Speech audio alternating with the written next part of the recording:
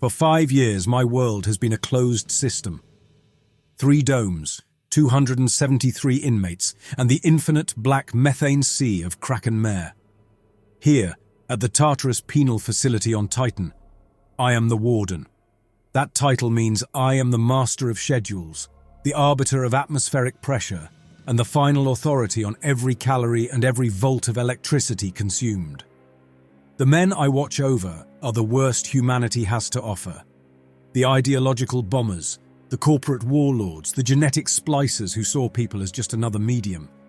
They are or were men of grand, terrible passions. But in here, under the weight of a nitrogen sky, I have reduced them to data points, predictable, manageable, and contained. That predictability ended 6 months ago. They stopped fighting over ration packs. They stopped shivving each other in the dark corners of the transit corridors that connect the domes. They started gathering. Now, during their designated work shifts, they go outside. And they build. My chief of security, David Cole, materialized beside my desk, his presence as subtle as a dropped wrench. He pointed a thick finger at the main monitor, where a live feed from an external camera showed the fruit of their labor. The image was distorted by the thick, nitrogen atmosphere. Look at it, Marcus. It's bigger than it was yesterday. The thing they were building, the thing they called the speaker, was a 20-foot spire of scrap. A jagged tooth of rusted hull plating, twisted rebar, and scavenged conduits, all pointing at the bruised purple clouds. In the foreground of the feed, a work crew of a dozen inmates moved with sluggish purpose. They were clad in bulky, orange work excursion suits, our standard gear for short-term surface tasks, offering just enough protection from Titan's cryogenic temperatures to get a job done before the cold seeped in. Methodically, they were lashing a new piece of metal to the structure, their movements slow against the invisible push of the wind. "I have eyes, David," I said, not looking away from the screen. Even through the distorted feed, I could see it. There was no argument among them, no wasted motion, just quiet, unnerving purpose. "They're taking parts from the exterior maintenance cache," Cole said, his voice a growl of frustration. "Good parts. We're going to be short on patch kits for the next cryostorm season if they keep this up." "It's been noted," I said. "Log the materials as reappropriated." "Reappropriated? They're building a church out there." He took a step closer, lowering his voice. "Let me take a team. We go out, we take the thing apart, we put anyone who resists in solitary. Problem solved, send a message." I finally turned to look at him. Cole is a man of physical certainties. To him, every problem is a nail, and his solution is always a bigger hammer. It's why he's good at his job. It's also why he's my chief of security and not the warden. And what happens when 200 men who have found a reason to brave 180 degrees below zero see us tear down their god? What do you think that looks like? "It looks like a riot," Cole said, a little too eagerly. "A riot we know how to handle. We crack heads, we use the sedatives, we restore the baseline. It's better than this quiet." He was wrong. A riot is a failure of the system. It's chaos, unpredictable variables, and a mountain of paperwork. What was happening now was worse in a way, but it was still a pattern. A new one, but a pattern nonetheless. "This quiet, as you call it, is a form of compliance," I told him. "Violence is down 80%. Self-harm incidents are at 0. For the first time, they're not trying to destroy the facility. They're just rearranging it. They're worshipping a sea of liquid methane, Marcus." "I don't care if they worship the damn nutrient paste dispenser," I replied, turning back to the screen. The image of that twisted, junk metal idol seemed to mock me. "What I care about is control. Right now we still have it. Your way risks a complete system shock. I won't authorize it. Not yet." I could feel him standing there, vibrating with a need for action. He saw a cult. I saw a new, unauthorized social structure forming. His instinct was to smash it. Mine was to understand it. Because if you understand a system, you can find its master circuit. So we do nothing? We do what we always do, I said, my eyes tracing the slow movements of the orange-suited figures. We watch. We gather data. We run the atmospheric logs for the last 72 hours, cross-reference them with infirmary reports for psychological distress. I want to know everything about this before we touch it. I looked at him, my expression leaving no room for argument. I want data, David, not ghost stories. He was silent for a long moment, then gave a stiff, reluctant nod. Yes, Warden. He turned and left my office, leaving me alone with the looping feed of the church on the shore of the Kraken Mare. For the first time in 5 years, my prison was stable, productive, and peaceful. For the next 12 hours, I lived in the data. My office became the heart of the facility's nervous system, information flowing to me from every sensor and every report I had demanded. The results were exactly as I'd expected. Logical, clinical, and completely unsatisfying. First came the medical analysis from Dr. Holloway. Holloway is a man who sees the human psyche as a faulty server, prone to cascading errors when stressed.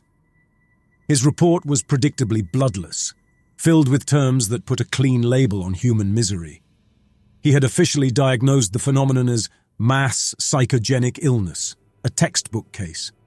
The oppressive environment, he wrote in the summary, coupled with pre-existing sociopathic tendencies and a lack of external stimuli, has created a perfect incubator for psychological contagion. The cult is a classic coping mechanism, a shared delusion that provides structure and purpose where none exists.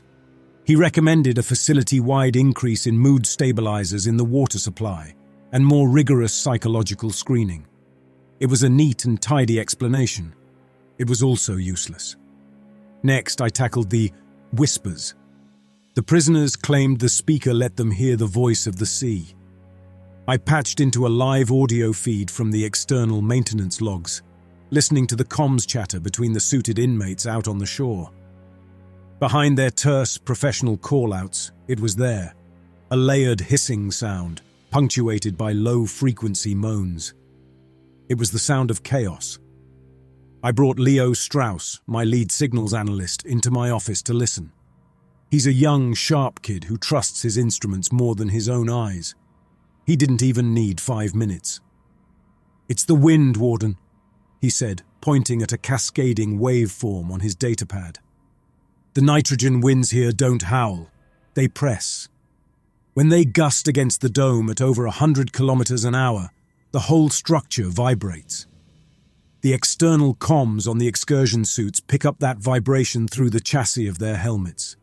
The suit's audio processors try to filter it, but they can't. It just becomes static." He tapped the screen. "Auditory pareidolia, the brain's desperate need to find a pattern in the noise. They're hearing whispers because they're desperate to hear something other than their own thoughts." So there it was. 2 perfect, rational explanations. The cult was a mass delusion, and their god was just bad weather messing with their radios. I should have been relieved. I could write my report to the Pan-Corporate Penal Authority, cite my sources, and file the incident away. But I couldn't. I kept the feed of the speaker on my main monitor. The orange-suited figures continued their work, their movements precise and coordinated. The problem was, the data felt too clean. Mass hysteria doesn't build things with the efficiency I was seeing. Delusion is a messy variable, prone to infighting and competing profits. This was unified. Holloway's diagnosis didn't account for the 80% drop in violence. Strauss's explanation didn't account for the serene, purposeful look in the eyes of the men I saw in the infirmary for frostbite checks. Their faith, however delusional, was having a quantifiable, positive effect on facility stability. I had the facts, but the facts didn't add up to the truth. The system was stable, but the reason for its stability felt like a cancer, a deep and fundamental change to the prison's ecosystem that I couldn't measure. My whole career was built on breaking down problems into their component parts, but this felt like something more than the sum of its parts. My own data was telling me one story, but my gut was telling me another, and I was starting to suspect my gut was right. The system was missing something. There was a variable I couldn't see. The chime from my private comm sliced through the quiet of my office. It was Leo Strauss. "Warden, I need to see you, privately, now, if possible." Urgency from Strauss was a rare commodity. He was a man who lived by signal-to-noise ratios, and he never wasted bandwidth on false alarms. "My office," I said, and the line went dead. A minute later, he was there, standing in the doorway. The fluorescent light of the corridor behind him made his silhouette sharp, but the man himself seemed to have blurred at the edges. His face was pale, his eyes were fixed on the floor, and he was clutching a datapad to his chest like a shield. He didn't enter until I gestured for the door to slide shut. "What is it, Leo?" I asked. I was still running on the fumes of the last 12 hours of fruitless analysis. "Did you find another ghost in the static?" He shook his head, finally looking up. "No, sir. This isn't interference. This isn't an equipment ghost. I wouldn't have bothered you if I wasn't sure." He took a tentative step forward and held out the datapad. "You need to see the latest deep-range thermal scan of the mare." I took it from him. On the screen was a bathymetric map of our sector of the Kraken Mare, a topography of the sea floor rendered in blues and greens. But in the bottom left corner, there was something else. A stain. A bloom of warm color, yellows and oranges, in a place where there should only be the absolute cold of deep blue. It was large, the size of a city block at least, and it was cohesive. A single entity. "What am I looking at?" I asked, my own fatigue-laced annoyance giving way to a prickle of focus. "Cryovolcanic activity? A methane hydrate plume?" "That's what I ran first," Strauss said. "It's not. There's no seismic precursor for a cryoquake. It's not a plume. The heat signature is too structured, the edges too defined. I've run it against every known geological and chemical model we have. Nothing fits. But that's not the worst part, sir." He tapped a control on the datapad, and the image changed. It was now a time-lapse animation, compressing the last 6 hours of sensor data into 10 seconds. The warm stain on the map was moving. It crawled across the seabed. I watched the loop twice. It wasn't drifting with the current. It was on a trajectory, a direct course for the Tartarus facility. I looked up from the pad. The logical world of data and reports had just evaporated, leaving a terrifying void. The neatly packaged diagnoses, the atmospheric interference, the mass psychogenic illness. All of it felt like a child's bedtime story in the face of this. This was a verifiable, physical object. An organized thermal anomaly, miles below the surface, was moving toward us. For 2 days, I did nothing. I watched that orange stain crawl across my monitor, a slow-moving infection on the floor of the Kraken Mare, and I watched the prisoners outside, adding scrap to their junk heap god.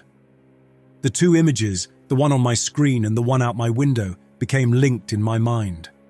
One was the symptom, the other the disease. I just didn't know which was which. On the 3rd day, Cole came to my office. He didn't say a word, just stood there. He knew I was out of options. He could see it on my face. The rational, data-driven approach had led me to a dead end in the middle of a nightmare. My system had failed. It was time to try his. "Get your team," I said, my voice as brittle as frozen glass. "Set the M12 pacifiers to non-lethal, concussive rounds only. I want the speaker dismantled, not leveled, and I want the ringleaders in solitary. No martyrs, David. Just a clean, efficient restoration of order." A flicker of grim satisfaction crossed his face before he suppressed it. "Yes, Warden." I watched the operation from the Central Command Center, the Aegis. The main view screen showed a mosaic of camera feeds. One from Cole's helmet, giving me a jarring first-person view. Another from a wide-angle external camera mounted on the dome, showing the whole scene like a silent play. Cole's team, a dozen guards in the black exoskeletons of our standard tactical gear, moved out through the main airlock. Their boots made no sound on the frozen ground that I could hear, only the muffled crunch inside Cole's own helmet. They moved in a tight, practiced wedge, their pacifier sidearms held at a low ready. The work crew of about 30 prisoners, clad in their bulky orange excursion suits, saw them coming. They stopped their work. They turned as one, but didn't scatter. They just stood there, a silent orange wall between my men and their altar. "This is Chief Cole," his voice crackled in my ear, crisp and authoritative over the comm. "You are in violation of facility protocol. Disperse immediately and return to the fabrication dome. This is your only warning." The prisoners didn't move. Through the faceplate of the one nearest Cole's camera, I could see his expression. It was calm, placid even. He started to chant, a hum that was quickly picked up by the others. "Warden, they're not complying," Cole said, a thread of anger entering his voice. "Proceed, Chief," I commanded. The black-suited guards advanced. The first prisoner in their path didn't brace himself. He just stood there, humming. One of my guards shoved him hard in the chest.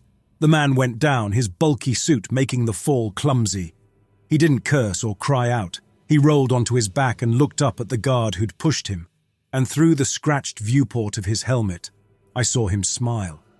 It was a serene, beatific smile of pure contentment. Then the scene dissolved. The guards pushed forward, and the prisoners simply gave way, absorbing the shoves and the blows from the concussive rounds like falling snow. The slugs hit their padded suits with dull, meat-slapping thuds, knocking them off their feet. But there was no panic, no fear. Some who fell simply lay there, staring up at the toxic sky. Others slowly got back to their feet and stood, waiting for the next blow. It was the most horrific thing I'd ever witnessed. My guards, trained for riots and brutal close-quarters combat, were faltering. Their movements became hesitant. They were warriors trained to fight monsters, and they had found themselves punching pillows. The violence was meaningless, rendered absurd by the victims' total, joyful acceptance of it. "Marcus, what is this?" Cole's voice was no longer a bark of command. It was a confused whisper. They won't fight." I watched as one of his men stood over a fallen prisoner, his pacifier raised. But he didn't fire. He just stood there, his own posture radiating confusion. He was lost. They all were. The mission was over. Cole's voice came over the comm again. "Operation failed, Warden. We're pulling back." The speaker still stood, untouched. And the prisoners, those who had been knocked down, were slowly getting to their feet, helping one another up. They turned away from my defeated men and went back to their work, their humming resuming a quiet, victorious drone against the endless, whispering wind. I had authorized the use of force, the simplest and most direct tool in my arsenal, and it had shattered against an idea. For 2 days I sat in my chair, the mosaic of camera feeds on the main screen a monument to my failure. The guards were jumpy, their patrol reports filled with accounts of inmates who would meet their gaze with placid, pitying smiles. The infirmary was treating guards for stress, not prisoners for bruises. My hammer was broken. Force was useless. Intimidation was a joke. If I was going to regain control of my facility, I had to stop trying to fight the symptoms and start trying to diagnose the disease. I had to understand the why. I swiveled my chair to my personal console and keyed in a command, pulling up the inmate database.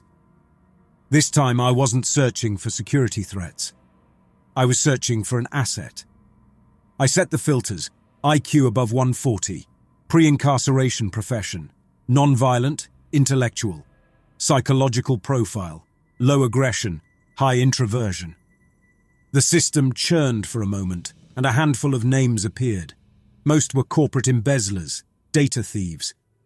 But one stood out: Prisoner 86B, Kevin Anderson. His file was thin on violence but thick with intellectual menace. Pre-incarceration profile, social architect. A polite term for a man who weaponized information. He was here for orchestrating the cascading infrastructure collapse on Ganymede that had killed hundreds without a single gram of explosive. He had used lies, rumors, and carefully engineered panic to turn municipal workers against each other, grinding the entire moon to a halt. The official summary called it synchronized paralysis. I had always dismissed him as a quiet, broken man, a ghost in the system who read books and kept to himself. Now I saw his file differently. This was a man who understood belief as a weapon. 2 hours later, he was sitting across from me in interrogation room 3. The room was a white cube, designed for maximum discomfort and control. Anderson seemed entirely unaffected. He was a slight man, swimming in his grey standard-issue jumpsuit. He wasn't gaunt or broken, he just seemed absent, as if the most important part of him was somewhere else. He sat with his hands resting on his knees, his posture relaxed, his eyes watching me with a calm, analytical patience. "They call it instinctual apathy," I began. "My medical officer tells me it's a form of mass delusion. My security chief tells me it's a new form of defiance. I've seen the footage. I want to know what you think it is." Anderson was silent for a long moment.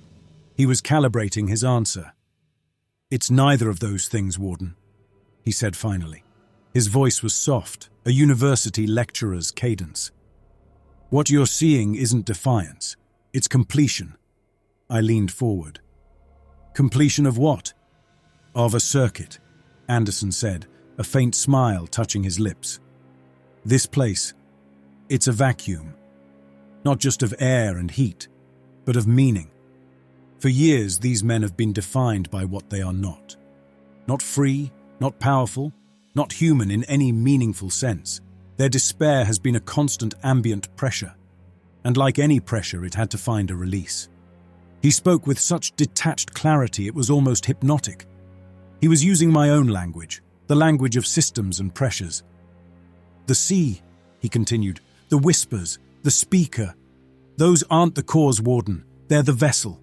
Nature abhors a vacuum, and so does the human soul. They've taken the vast empty space inside themselves and projected it outward. They gave their hopelessness a name. It was the most rational explanation for irrational behavior I had ever heard. It was plausible. It was intelligent.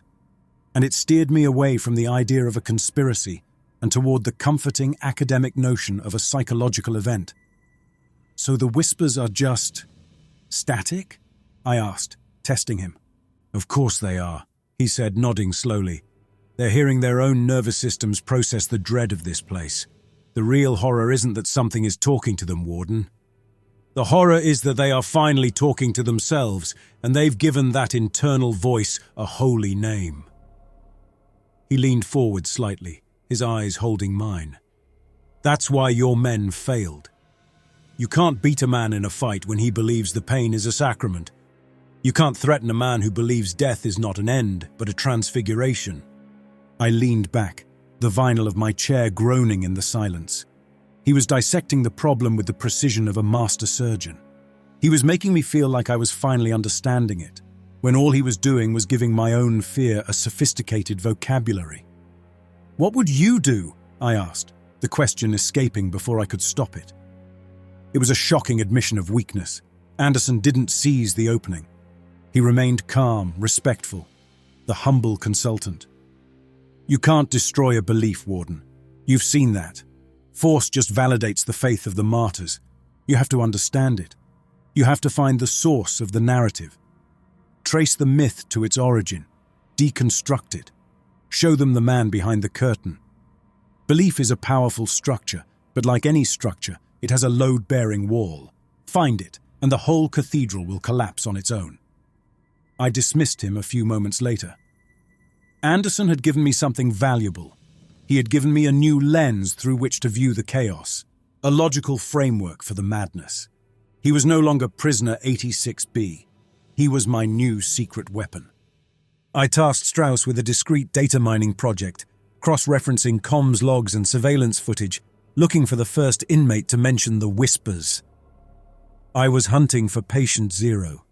It was a methodical, logical process, and it was getting me nowhere. Then the narrative found me. It came in the form of David Cole, who strode into my office looking more disgusted than usual. He tossed a flimsy report onto my desk. "The daily psych screenings," he grunted. "You wanted to track the spread of the delusion? Well, here's a new symptom." I picked it up. It was a transcript from an interview with a low-level enforcer, one of Sully's old crew. The man was rambling, terrified. But one passage was highlighted. "Prophet 418 says the sea is angry. He says tomorrow during the second work shift, the mayor will claim the breath of the unbelievers on the Western Transit Corridor." "Prophet 418, I read aloud. "We're assigning them numbers now." "It's what they're calling him," Cole said. "Some nobody from the hydroponics bay. He's been spouting this nonsense for a day. It's spreading. I want to put him in solitary." "No," I said, leaning back. "You'll do nothing. Let it happen. It's a non-event. When tomorrow comes and nothing happens, his credibility is shot. It's a chance to show the rest of them that the curtain is empty. And if something does happen..." "It won't," I said, with more confidence than I felt. "It's a transit corridor, David. The most stable, monitored section of the facility. Just make sure the patrol on that route is vigilant. Standard procedure." The next day, I watched. The second work shift began at 1300 hours. I pulled up the camera feed for the Western Transit Corridor, a long tube of white paneling and recessed lighting. I also opened the biomonitor feed for the two-man patrol assigned to it, Officers Ramirez and Moore. 2 green dots on my screen, their vitals stable. Heart rate, respiration, oxygen saturation, all nominal. For an hour, nothing happened. They walked their route, their boots echoing in the empty hall. I started to feel the comfort of a crisis averted, the vindication of logic over superstition. I was about to turn away when Ramirez's biomonitor flashed. A single data point, his O2 saturation dipped from green to yellow. Then Moore's did the same. "Aegis, this is Ramirez." His voice crackled over the comm, suddenly strained. "We're getting a foul air warning. Smells like burnt wiring." Impossible. The transit corridors had their own sealed atmosphere. There was nothing to burn. "Ramirez, what are your suit readings?" I demanded. "Showing nominal, sir, but it's getting hard to breathe." His voice was becoming ragged. On my screen, their O2 stats were plummeting into the red. They were suffocating. Moore, you okay?" I could hear another man gasping, a wet, desperate sound. Can't get air." "Emergency team to the Western Transit Corridor." I roared into the comm, already on my feet. "Patrol in respiratory distress, full hazmat protocol." On the screen, Ramirez had sunk to his knees, clawing at the collar of his suit. Moore was slumped against the wall, motionless. The 2 green dots representing their lives were winking out. The rescue team got there in less than 2 minutes. They dragged the 2 unconscious guards out, slapping emergency breathers on their faces. They survived. Barely. The follow-up report was on my desk within the hour. The technical team found the cause. A catastrophic simultaneous failure in the primary CO2 scrubbers of both officers' suits. The official explanation was a freak chemical reaction, possibly triggered by a microscopic, unidentifiable contaminant in the corridor's air. It was plausible enough to be documented. It was too precise to be a coincidence. The news spread through the facility like a shockwave. The prophet had spoken, and the sea had answered. I walked through the common area later that day on a routine inspection. The atmosphere had changed completely. Sully's old crew, the hardened cynics who ran the black market, were gone from their usual corners. I saw 2 of them sitting with a group of cultists, listening with rapt attention. There was no more debate. The non-believers were converting. The miracle of the Western Transit Corridor broke something in me. For days, I barely left my office, mainlining nutrient paste and caffeine while I reread Anderson's file, searching for a clue I had missed. I listened to his calm, rational voice in the recording of our interview, trying to dissect his logic, to find the flaw. He had given me a lens, but all it showed me was my own reflection in a darkening window. I was lost, adrift in a sea of organized faith I couldn't chart, my command reduced to a title. That's when Leo Strauss appeared at my door for the third time, looking like a man who hadn't slept since he'd shown me the thermal signature. This time, however, the fear in his eyes was replaced by a kind of manic certainty. "Warden, I found it," he said, his voice electric.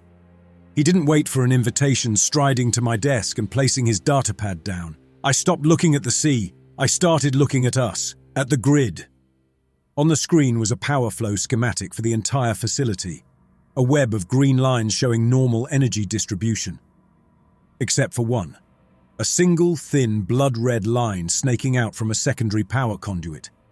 It wasn't a surge or a short, those would have triggered a dozen alarms. This was a steady, cyclical draw. Quiet. Parasitic. The signature of a machine doing methodical work. "What is it?" I asked, leaning forward. "I don't know," Strauss admitted, tapping the screen to trace the red line. "But I know where it's going."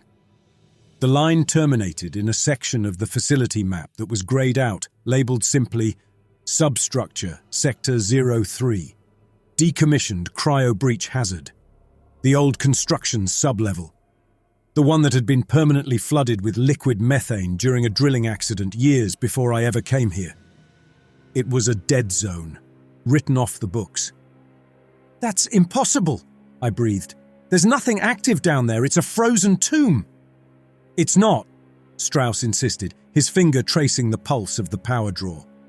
"Whatever this is, it's man-made, it's active, and it's not on any official schematic. It's a technological fingerprint, Warden, and it has nothing to do with faith. A machine, a physical, tangible thing." As I stared at the anomaly, a new alert flashed on my console, a flagged comm request routed through a blind spot in the internal prisoner network. It was a high-risk, unsanctioned channel. I told Strauss to wait and accepted the call. The connection was distorted, filled with static, but the voice was unmistakable, laced with raw terror. "Warden! Graves! Can you hear me?" It was Sully. "I can hear you," I said into the pickup. "This is an unsecured channel, Sullivan. What do you want?" "Protection," he hissed. "A transfer to the solitary block. They're hunting me, Warden, not to kill me, to convert me. I can't. I won't." His voice broke. "Give me a reason to help you." "I'll give you the name," he whispered. "You're chasing profits and chanting fools. You're looking in the wrong place, this whole thing, this church. It's not them. It's him." "Who?" I demanded. "The quiet one. The reader. Prisoner 86B. Sully spat the designation out like poison. "Anderson. He dismantled my whole operation from the library. He whispers to his chosen few, and they make things happen. He's the one you want." The line went dead. I looked at the datapad in front of me, at the machine drawing power in the flooded depths. Then I heard Anderson's voice in my memory, calm and helpful. "Find the source of the narrative. Show them the man behind the curtain." The pieces slammed together with the force of a decompression event, the miracle of the faulty oxygen scrubbers, the perfectly plausible psychological theories designed to send me chasing shadows, the advice, the calm, reassuring advice from a fellow rationalist. It was all a script, a grand piece of theatre, and I was his lead actor. The rage was a fire. It burned away the fog of doubt and fear, leaving behind a hard certainty. Anderson was an engineer of chaos, and his grand design had a blueprint. I was going to find it, and I was going to rip it to shreds. I called Cole and Strauss back to my office. This was no longer an inquiry. It was a counterintelligence operation. "Leo," I started, pointing to the schematic still glowing on my datapad. "This power draw. I want to know what it's for. Cross-reference its cycle times with every materials log from the fabrication dome for the last 6 months. I want to know every wire, every circuit board, every scrap of plating that's gone missing. Assume nothing is random." Strauss nodded, his eyes bright with the thrill of a solvable problem. Then I turned to Cole. His usual frustration was gone, replaced by a focused stillness. He sensed the shift. "Anderson is the architect. But he didn't run that power line himself. He has a craftsman, an engineer. We're going to find him." "Good," Cole said, the single word carrying the weight of a week's worth of pent-up aggression. "A saboteur, I understand. Give me his name and I'll give you a confession." The next 48 hours were a blur of pure deductive work. Strauss's algorithms chewed through logistical data, flagging discrepancies that were meaningless on their own but damning when viewed as a whole. A spool of high-tensile wiring here, a set of hydraulic regulators there, all signed out for routine maintenance on systems that had never logged a fault. Then we started cross-referencing those logs with prisoner work shift assignments. We were looking for the intersection, the one man who was always in the right place at the right time. The name that emerged from the data felt less like a discovery and more like an inevitability. Jacob Reed, prisoner 1138. I pulled his file. It was a perfect fit. Pre-incarceration. Lead systems architect for a top-tier asteroid mining firm. Imprisoned for industrial sabotage on a scale that bordered on artistry. He hadn't destroyed a rival's platform for money or revenge. He did it to prove a design flaw he had spotted in their schematics. It was an act of pure, catastrophic intellectual vanity. In Tartarus, he was assigned to the maintenance crew in the fabrication dome, giving him access to every tool and every part he would need. He was Anderson's hands. "That's him," I said, looking at Cole. "He's working the third shift in fabrication beta. I want him taken quietly. No audience, no witnesses." Cole's smile was thin and sharp as a shiv. "Understood, Warden." I watched the operation from the Aegis, my hands clasped behind my back. The camera feed showed the cavernous interior of the fabrication dome. Cole and his team, 4 men in total, moved like shadows along the upper gantry. They weren't wearing the bulky tactical exoskeletons this time. Just standard fatigues, armed with sidearms. This was an arrest, not a battle. Below, Jacob Reed was alone, standing before a large deactivated hydraulic press. He wasn't hiding or looking over his shoulder. He was working, his head bent over a complex wiring panel he had opened on the machine's flank.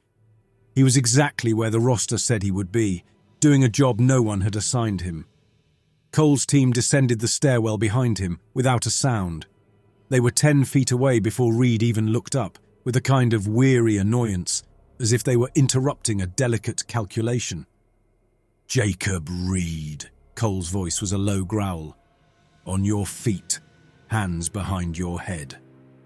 Reed sighed, a theatrical exhalation of impatience. He slowly straightened up, wiping a grease stain from his hands onto his jumpsuit. He made no sudden moves. He simply turned, offered them a lazy, insolent smile, and placed his hands behind his head. As they marched him out, one of the guards tilted his head so the dome camera got a clear shot of his face. Reed looked directly into the lens, directly at me. There was no fear in his eyes, just a smug amusement. He looked bored, as if we were all just a minor complication in a much more interesting game. Interrogation Room 3 was a sensory deprivation chamber, designed to make a man feel utterly alone with his mistakes. Jacob Reed looked right at home.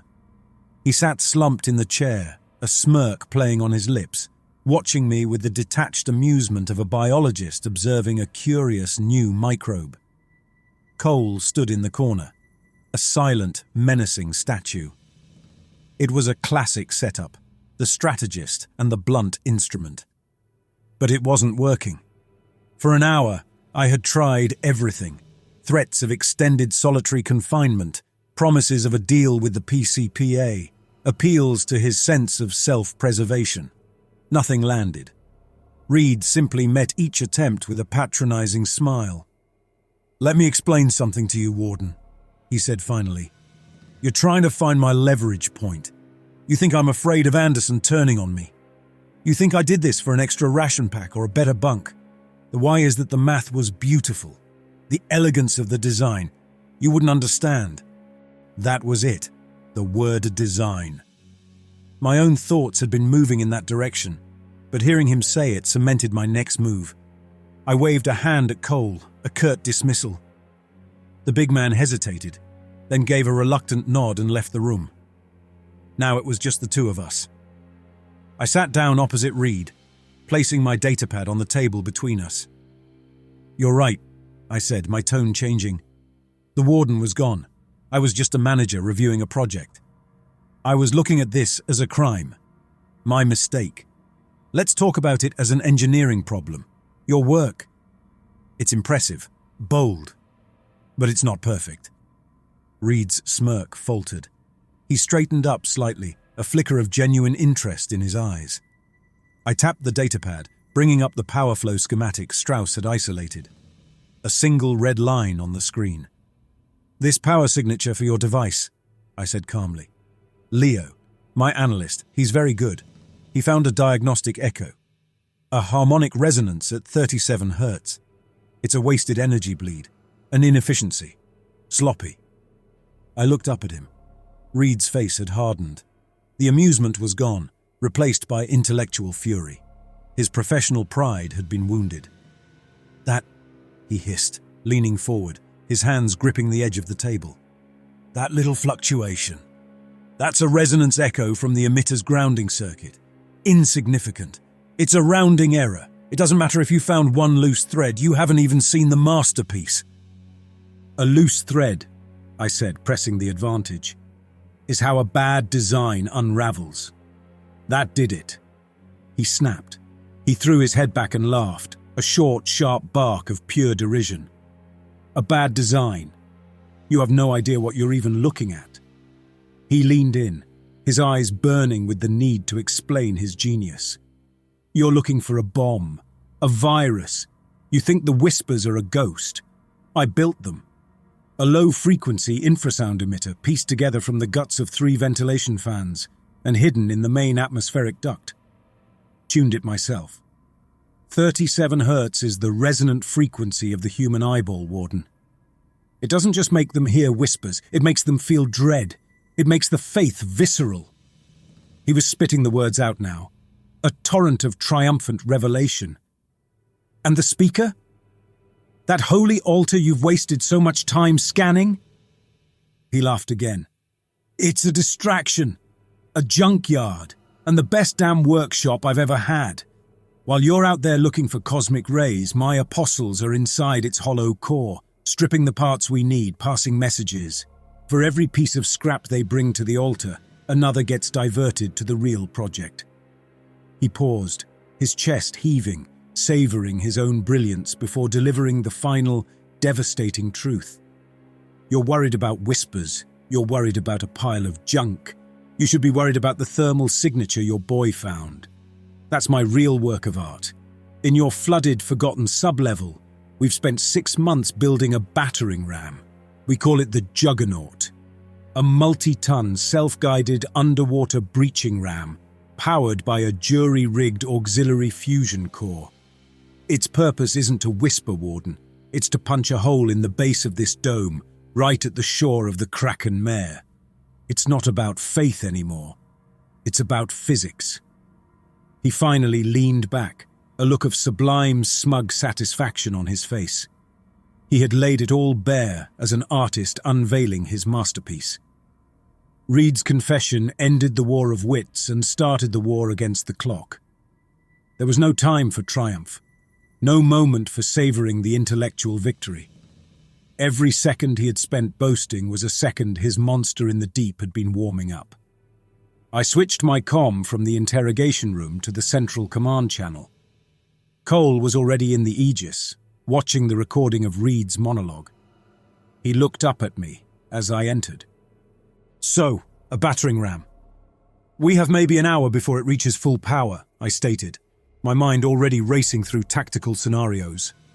"You'll lead the team. 4 men, heavy gear. You're not going for a walk on the surface. You're going for a deep dive in liquid methane. I want high-yield plasma charges, enough to turn that thing into molten slag." "Understood," he said. The frustration that had haunted him for weeks was gone, replaced by the focused energy of a predator who has finally caught the scent of its prey. He was back in his element. I watched from my command chair as Cole and his hand-picked team suited up in the main airlock. These weren't the standard excursion suits. They were heavy-duty cryosubmersion rigs, bulky armored exoskeletons with reinforced faceplates and independent, high-capacity oxygen supplies, more submersible than spacesuit. Each man carried a pacifier sidearm and a plasma charge. Cole carried two. I patched their helmet feeds to the main screen. One moment, they were in the white of the airlock. The next, the world dissolved into absolute crushing blackness as they dropped into the access shaft, leading to Sector 3. The only light came from the powerful, narrow beams mounted on their helmets, cutting sharp white tunnels through the cryogenic dark. There was no sound but the hiss and click of their comms, and the rhythmic puff of their own breathing. "We're in the liquid," Cole's voice crackled. "Depth at 50 meters. Pressure is stable. Proceeding to the main fabrication cavern." On my screen, 4 beams of light sliced through the void, their magnetized boots clanking against the metal floor of the flooded corridor.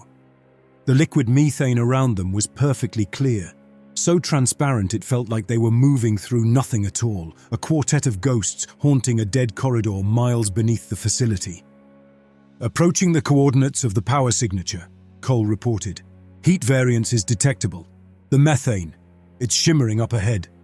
His helmet camera panned up. He was right. The beam of his light refracted through a haze in the liquid, a thermal distortion caused by intense heat. They rounded a final corner, and the narrow corridor opened into a vast cavern, the original unfinished core of the facility. And there it was. It wasn't a sleek machine. It was a tumor, a monstrous amalgamation of stolen parts, bolted and welded together with a brutalist functionality. The chassis of a mining hauler formed its body. 4 massive hydraulic legs kept it stable on the uneven cavern floor. And at its front was a colossal industrial drill, its tungsten carbide tip the size of a man. The entire thing hummed with power, and the liquid around its jury-rigged fusion core boiled with a furious energy. As we watched, the massive drill began to turn, slowly, with a power that warped the space around it. "Final sequence has started." Cole's voice was grim. "We're out of time. Evans with me. We're placing the charges directly on the core housing. The rest of you cover us." I held my breath, my hands gripping the arms of my chair. On the main screen, 2 beams of light detached from the group and began moving toward the boiling heart of the machine. The comms went silent, save for the sound of 2 men's controlled breathing. They reached the base of the Juggernaut, their boots magnets clanking against its hull. Cole's camera tilted up, showing the glowing, angry red of the exposed fusion core just above them. He began arming his first charge. "Package is active," he whispered into the comm. He placed it carefully on the core's housing, the magnetic lock engaging. He armed the second. "Package 2 is active." He paused, his light panning over their handiwork.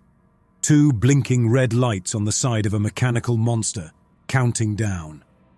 "All charges are set," Cole's voice was sharp. "Timer is at 5 minutes. I say again, we have 5 minutes. All personnel fall back to the access shaft. Go." The 5-minute timer on the main screen was a blinking red heartbeat counting down the life of my facility. I watched the 4 helmet lights of Cole's team retreat through the blackness, their powerful strides seeming agonizingly slow. 2 minutes, I announced into the command channel. "We see the access shaft," Cole's voice grunted back. "Almost there." The camera feed from his helmet bobbed and weaved as he ran, the beam of his light catching on the smooth, featureless walls of the flooded corridor. One by one, the 4 lights reached the dark maw of the vertical shaft and began their ascent, their magnetic boots finding purchase on the rungs. "All team members are in the shaft," Cole reported, his breathing heavy. "Clear of the blast radius. On your mark, Warden." The timer showed 30 seconds. Reed's masterpiece was still turning, drilling silently at the foundation of my world. There was no mark. There was only the clock. 10, 9, 8. The feed from the cavern was still online, a static shot of the boiling machine, a monument to one man's ego. 3, 2, 1. The camera feed went pure white, a silent, incandescent flash that overloaded the sensor. At the same instant, every data point connected to the Juggernaut vanished. The parasitic power draw on Strauss's schematic winked out of existence. The angry orange thermal signature that had haunted my monitors for days was simply gone, replaced by the passive blue of the abyss. I leaned back in my chair, the tension draining out of me in a single, shuddering wave. My hands, which had been clenched into white-knuckled fists, finally relaxed. It was over. The physical threat was neutralized. The conspiracy was broken. Reason had prevailed.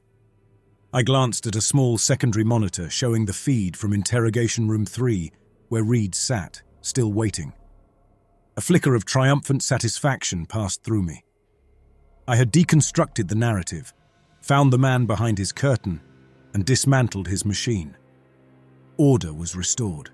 I had won. That feeling of victory lasted for precisely 4 seconds. It started as a lurch, a deep tectonic groan that came from the bedrock itself.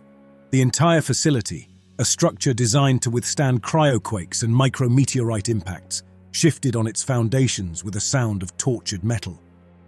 The datapad on my desk slid to the floor with a clatter. A hairline crack spiderwebbed across the reinforced plasteel of the main view screen. Every single alarm from every system in the facility screamed at once. The calm green lights on my command console turned to a solid, frantic wall of flashing red. "What was that?" Cole asked over the comm, his voice distorted by the static of the tremor. "Was that us? That wasn't us." "Seismic is off the charts," Strauss said from his station. He was pointing at his monitor, his eyes wide with a terror that dwarfed anything he had felt before. "But it's not a quake. The epicenter, it's everywhere. Thermal sensors are overloading the entire mare floor. It's lighting up." On the main screen, the blue map of the seafloor was being consumed by a new thermal signature. Cancerous red that was expanding so fast it broke the scale of the display, turning the entire map into an angry, incomprehensible crimson. It was a heat signature thousands of times larger than the Juggernaut, and it was still growing, roaring up from the depths with a terrifying speed. The plasma charges had struck the seabed itself, and it was waking up.